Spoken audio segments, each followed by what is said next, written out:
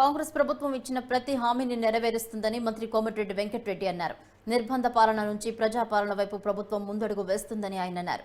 Nalgonda parliament ticket రఘువీర్కు ఇవ్వడంతో ఎంతో శుభపరిణామమని, నాయకులందరం కలిసి అత్యధిక మెజార్టీతో గెలిపించుకుంటామని మంత్రి కోమటిరెడ్డి వెంకటరెడ్డి అన్నారు.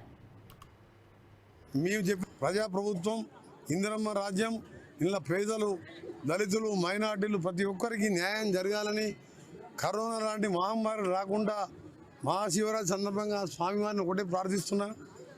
ఈరోజు వచ్చే 5 సంవత్సరాల్లో మేము చెప్పిన కార్యక్రమాలే కాదు, ఇంకా చెప్పని కార్యక్రమాలు చేస్తూ పేదవానికి, రైతులలో, మహిళల్లో ముఖంలో చిరునవ్వు చూడాలనేది మా కాంగ్రెస్ పార్టీ, మా ముఖ్యమంత్రి, మంత్రులు, మా ఎమ్మెల్యేల, మా నాయకుల కోరిక. అదేవిధంగా వాళ్ళు ఆశీర్వదించి మననే గెలిపించాను.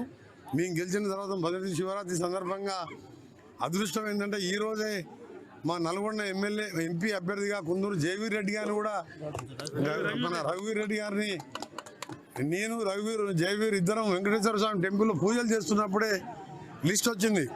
లిస్ట్ మేము చూసుకోలే, నేను బయటకు వచ్చి ప్రజాప్రభుత్వం, ఇందిరమ్మ రాజ్యం, ఇలా పేదలు, దళితులు, మైనార్టీలు ప్రతి ఒక్కరికి న్యాయం జరగాలని, కరోనా లాంటి మహమ్మారి రాకుండా మహాశివరాత్రి సందర్భంగా స్వామివారిని ఒకటే ప్రార్థిస్తున్నా.